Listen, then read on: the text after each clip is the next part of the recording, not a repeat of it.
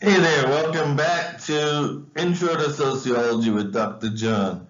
So today we're talking about socialization, which is how we learn to be who we are.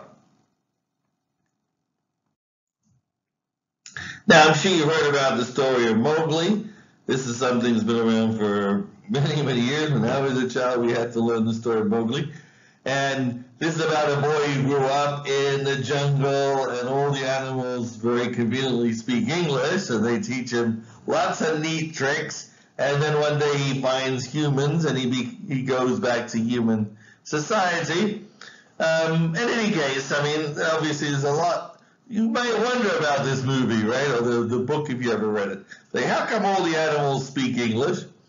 Well, we assume animals communicate with each other, but they don't speak any coherent language in the complex way humans do. So the question really is, what does happen if you grow up in that kind of environment? If you grew up as an animal, what would you learn?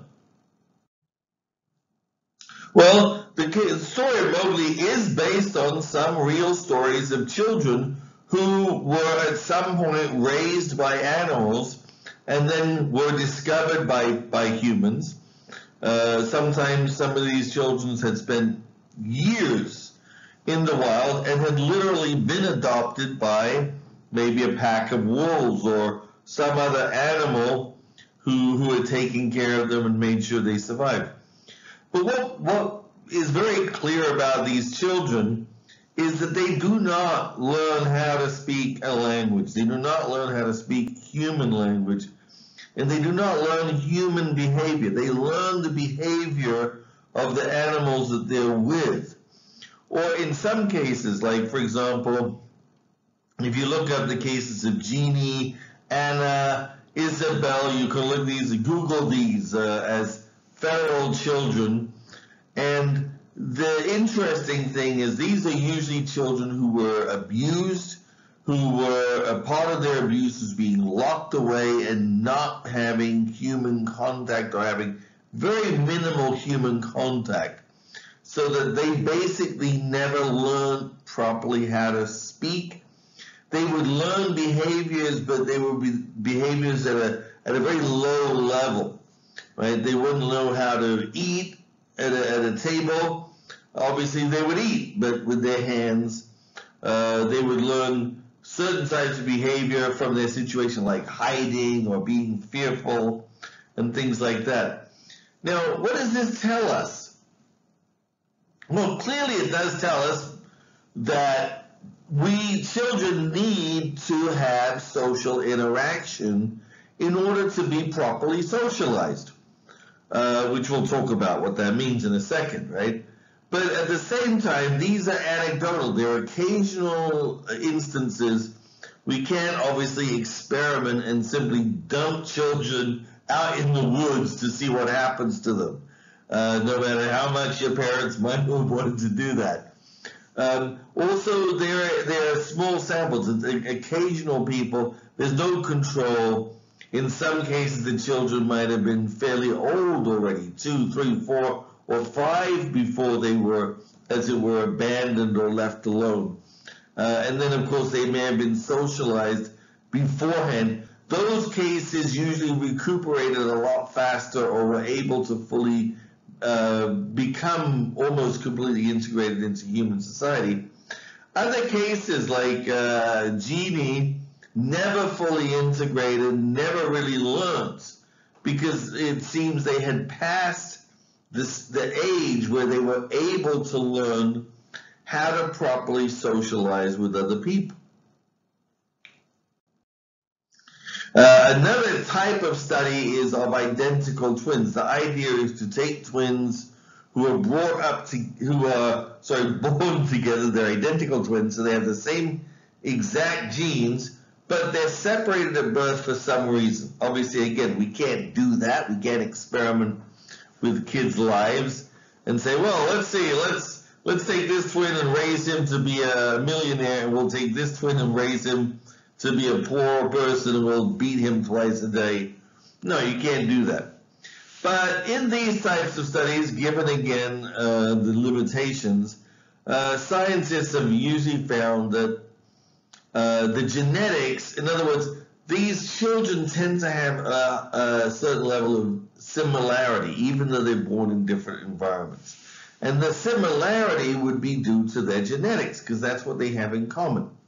Now, what's similar are very often basic things like temperament, whether they're intro or extrovert, whether they have ADT or some other type of chemical imbalance or issue with the brain. So they are affected by their genetics in these basic ways. However, what they learn is going to be based on their upbringing, like the specific language they learn to speak, which is obviously a big deal, the specific things around them that they learn about, whether they will learn the politeness or rudeness, right? These are all going to be things they are going to learn from the people around them. So this is where we find out about the interplay of nature and nurture. Nature, our genetic upbringing, nurture, what we are taught. The point is both are essential. These interact and they create that unique individual that you would call you and that I call me, right? So we're created in this process, for better or for worse. So this is the process called socialization. How we become a member of society, right? So we have to become a member of society, we have to learn certain things. We have to adopt certain attitudes. We have to believe in certain value systems. And we have to behave in certain ways. This doesn't mean there's not some variation. We're not all carbon copies. But you know, if you're going down the street and you're driving on the wrong side of the road, which would be the left side of the road in America, or the English side of the road, the right side of the road in England, you're going to make a lot of chaos and maybe get into a lot of trouble, right? So it's very important that we learn proper behavior, right? Also, the same values, so we understand why other people are doing, or we think we understand why they're doing what they're doing. So from a macro level, this is very important because they believe that the purpose of socialization is to take the individual and mold him into his place in society, right? So if this individual is going to become a miner, then he needs to basically put up with a lot of stuff and not think about earning a lot of money, but just maybe think about getting by. So we're going to socialize him with these values, right? So good thing is his parents will teach him what it takes to be a miner, right? Because that's all they know. Then the micro-sociological theories tend to see socialization as a process of change. It's a process of change inside the individual, and it's also a process of change in society. So one of the most basic theories is what we call social learning theory. And this begins with a guy named Skinner, and he did experiments with dogs. He'd ring a bell, ding, ding, ding, and then he'd give the dogs some food. So every time the dogs heard the bell, they would get food, right? So they associated the bell with the food. And pretty soon, all you had to do is ring the bell, and then the dogs were all like thinking they got fed. Right? So now, this is a very simplistic way of thinking about it, and Skinner's ideas were not quite that simplistic. But basically, you put it together with the idea of conditioning, and the idea is that as we do things, others are going to react to us, and they're going to react positively and negatively, right? Positively, they give us positive reinforcement, and that will encourage us to do the same thing again. Negatively, they give us negative reinforcement or punish us. Maybe they stop talking to us, or they take away our privileges, and then that becomes a negative thing, and we try not to do that thing again, right? And then the third item is observational learning. So, for example, we learn a lot from what we see. We don't necessarily learn a lot from what people tell us, right? Humans, we're very visual creatures. We're not very auditory, right, or olfactory, right? We see something and we're going to be influenced more by what we see than by what we hear. It's kind of a fact, and that is kind of a biological fact. Right? So if our parents are telling us, don't smoke, but they're smoking, well, there you go. The kids are going to smoke, right? Because they see it, and that's more important than hearing about it. So one of these theories of how children develop is by Jean Piaget, and he was concerned with the interaction between the physical capacity or the cognitive development of the individual and then their learning. And so his argument is that children would learn different things according to the capacity of their brain development. For example, you can't teach a 1-year-old child advanced calculus because it requires too much abstract thought. They simply are not capable of understanding the abstract thought involved. In fact, many of us, even as adults, may not be capable of that. So the idea is when a child is first born, they're in what he calls the sensory motor stage. This is when they're using all of their senses, mostly feel and touch, taste, their eyes, of course, their ears, their hearing, to understand the world around them. When they scream or yell, they will hear their own voice. And then they'll hear the voice made by others and distinguish between themselves as a source and other people as a source. When they touch, for example, they bite their own hand, they will feel a different sensation than when they're biting an object, which is not a part of their body. So therefore they learn this object is something else. It's a foreign. It's outside of my body. Whereas my finger, that's a part of my body because I can feel what happens to it. The second stage is what he calls the pre-operational stage. This is when children start to learn representational thought. So they'll say, this is a cup. This is tea. That's good. This is a knife. And so they can start applying labels to things. So it's a very early form, not really abstract, more representational. The sound represents the object. So they don't have to have the object in front of them. They can imagine it because they associate the sound with the object in their brain. The next stage is what we call the concrete operational stage. This is where we can start thinking abstractly, but generally only about concrete objects and acts. So, for example, difference between level 2 and level 3. In level 2, children can understand the idea of kicking a ball, an action related to a direct object, but playing a game where you're supposed to kick the ball in one net as opposed to another, that may be a little bit beyond them. Another thing which may be beyond them, for example, you could try this with your younger cousins.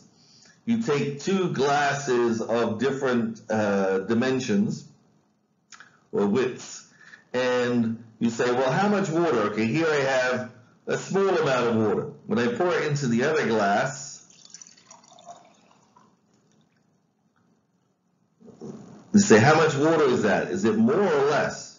Well, it's more because look, it's taller in the glass. You pour it back.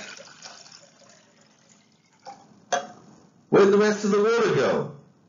So they don't understand the connection between depth or width, volume as it were, right? That's at stage 2. At stage 3, they will understand that, and they will realize that the same amount of water is in each glass.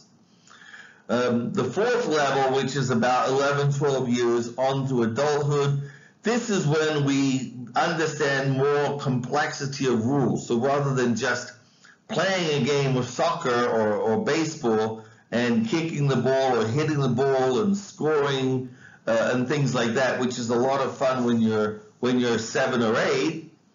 Now we understand more the reasons for why we have rules in games in order to make the game more fun, in order to create more dimensions to the game. Whereas before we're just involved in the game itself. We don't really understand the necessity for the rules.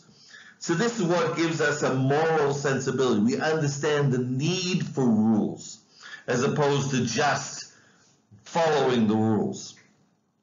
Now, other people think there are more levels. In fact, it's now argued that even when you're a teenager or a young adult, your brain may not be fully formed to the ability to understand the consequences of future action, which is one reason why we normally put the age of adulthood at 18. And maybe it should even be higher. Some people argue it isn't really until 21 or 22 that people develop really the ability to think about or understand fully the consequences of future action, which is why 18 and 19-year-olds are perfect for sending off to war, because they're like, oh, we're going off to war, but they don't really think, oh, I might die. What does that mean? Right? When they get in a situation, then they'll realize this is the consequence of what I signed up for.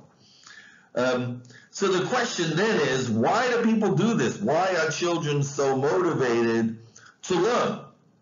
And Kohlberg, another social psychologist, argued that children have a natural inclination or a motivation to be competent, to be rewarded for their competence and their ability to do things.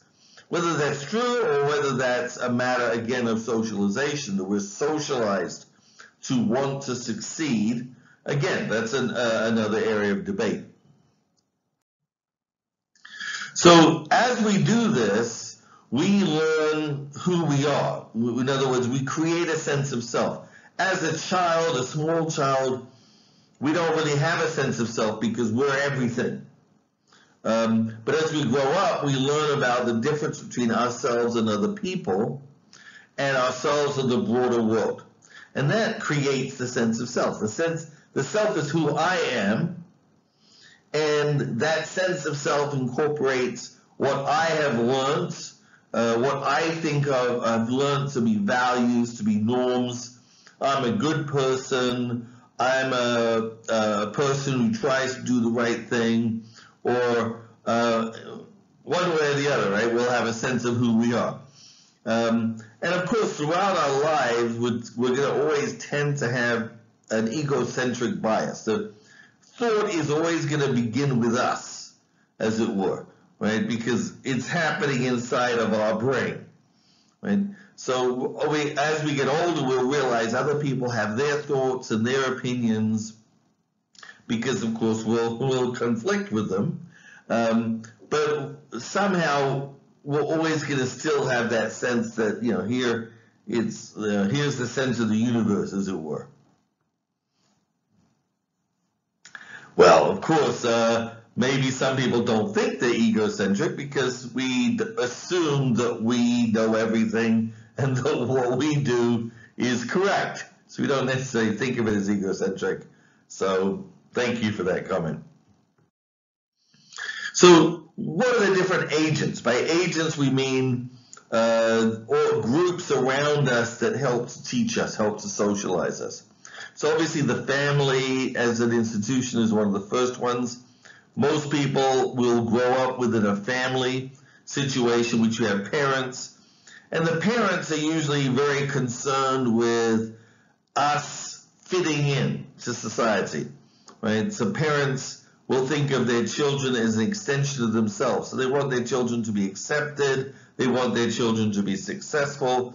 So in other words, they're going to be the first ones to try to put pressure on us to conform, to behave ourselves, so that we don't make them look foolish in front of other people.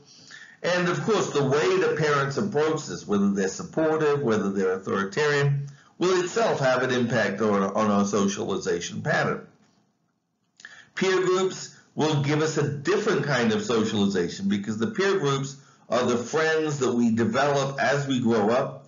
Very often we'll meet many of them in school, but even if we don't go to school, we'll have friends in the neighborhood or friends at work. And some of these will be friends. In other words, we treat them as equals. We consider them to be supportive, to be helpful, and we maybe support them. Some may be enemies, right? And bullies, or people that don't like us, and maybe we don't like them. So this, whether they're friends or enemies, either way, they create a context in which we are competing. We're able to compete with them and maybe also cooperate with them in a way that we can't do with our parents. So it gives us a very unique new way of looking at the world. Now, school and education are relatively new. If you think about the history of mankind, only when people are in cities do they start organizing schools. And this system becomes very formalized. There's usually a curricula, which is a basic plan of study based on what it is assumed that people need to know in a given society. So part of it is about passing on knowledge, information that is considered important for our success. But schools also teach us many other things about structure, about authority, that we're supposed to obey the teacher, about stratification, some people are higher than others, about success and loss. So they create, for example, if you pass the exam, you're a success. If you fail, you're a loser. Right? So these again will become part of our sense of self. Other things which in a way are new, so for example media and TV are new technologies. Radio has been around for about 100 years. TV on a wide scale maybe for 50 years. And of course, these are mass-oriented. They send information out to everybody at once, and they're one way. People only receive information from them, but still they can be very important in terms of learning about other people, learning about other places, or imagining what other places might be like, or how other people live. They may help reinforce social norms. They may sometimes challenge social norms. Right? And of course, much more recently, the internet. So you probably have grown up with the internet. When I was young, there was no such thing as the internet, but we had something else. It was called pen and paper. You write with a pen on a paper, and you put it in an envelope, seal it, put a stamp on it, and send it out. That was our internet when we were young. Obviously, it's a lot slower and much more, well, it takes a lot more effort.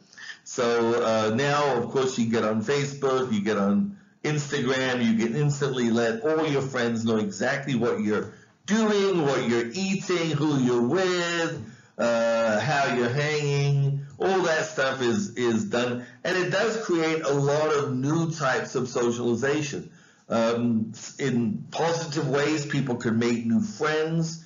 Maybe in negative ways, people may create cults or very isolated groups on the internet, which may lead to problems. Now, keep in mind that socialization is not just about when you're a child. We're always learning new roles. We're always learning new situations. So, for example, when you first go to school, it's a challenge. Maybe you're afraid. You might not be good enough. You'll miss your parents. You'll miss your friends.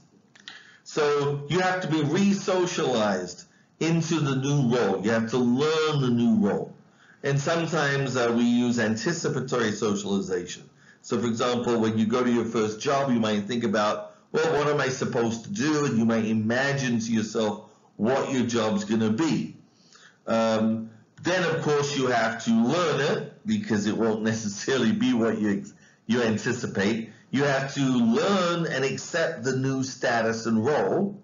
And sometimes also you have to exit a role. So when you graduate from school, you have a graduation, you exit the role. And we call these rites of passage. We talked about this in section 2 a couple lectures ago. And these rites of passage are very important because they signal to us that we've switched from one role to another role. Think about what we learn in each stage. Obviously, in childhood, in many ways, we're most actively learning things. We don't necessarily develop fully a sense of self until fairly late in childhood sometimes. And by adolescence, that's a period when we start to question boundaries around us. We start to learn independence, maybe sneaking out or doing something that we're not supposed to do, minor acts of deviance, hopefully minor. And then young adulthood, suddenly we're a graduate, we have to find a job, maybe we have to pay our own rent, or our parents expect us at least to pay for our own food. Then you maybe get married, you get into middle adulthood, you have your own children. Now you have to learn how to take care of kids. You feel a huge amount of responsibility on you to make sure that those kids are properly socialized. Later adulthood, the kids grow up, they leave home. Now maybe you have to learn new hobbies and new things to keep yourself busy. Now you don't have kids around all the time. And eventually we're gonna grow older and we will die, and that's also what we'll have to learn. We're gonna have to learn that this is another stage in our life. So throughout our life course, we're going to be learning different things. We are going to be changing, and your sense of self will change. You may say, "Oh, hey, I'm John. I'm the same person I was 30 years ago." But in many ways, that's not true. I've had many experiences, done many things, had some successes, had some failures. When I was young, I thought I'd be president of the United States, as we all do. Now I realize that's not going to happen, so you have to accommodate yourself. It's like, I'm John, not the future president, but John, the guy who raised a couple kids and got into some trouble sometimes. So this is the end of section 2, lecture 8. Thank you very much for joining us. And again, before taking the quiz, make sure you check the companion for review and any additional assignments. All right, have a good day.